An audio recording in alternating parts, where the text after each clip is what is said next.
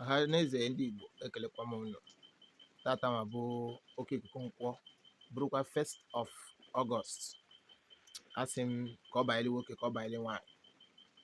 Asị m na month nwa anyị nọ, ọ ga-ewetara anyị ife ọma, ọ ga-emepere anyị ụzọ, ọ ga-enye anyị connection, ọ ga-enye anyị ego. Anyị gbuo n'aka nri anyị gbute, anyị gbuo n'aka ekpe anyị gbute. Ihe ọbụla anyị tiri aka ga na-aga.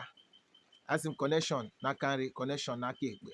Ndị na-akpọsa ahịa, ahịa nụ ga na-ere. Ndị na-arụ ọrụ oyibo, ndị na-arụ na company, asị m promotion, more contacts, upper you, enu ka anyị ga na-aga. From grass to grace, anyị amaghị siri na grace bịa na grass.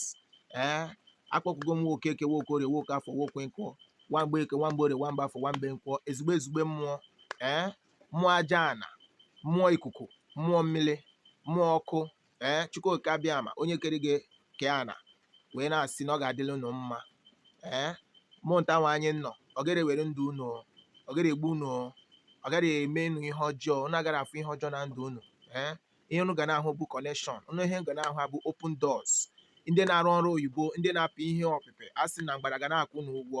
Ihe ọbụla unu tiri aka ga na-agara unu, ya gaziri unu. Tata mamala anyị mma. I remain HSM Akajiọfọ Ọba Agụiyi. Phone number m ka bụ 08134188122. You can hit me up on WhatsApp. You can also hit me up on Twitter, which is HSM Akajiọfọ Ọba Agụiyi.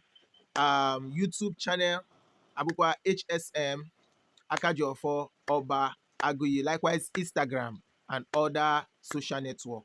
Even on Snapchat, you can reach out to me. Ya gaziri unu, biko nu, Ojiọfọ ga-ana.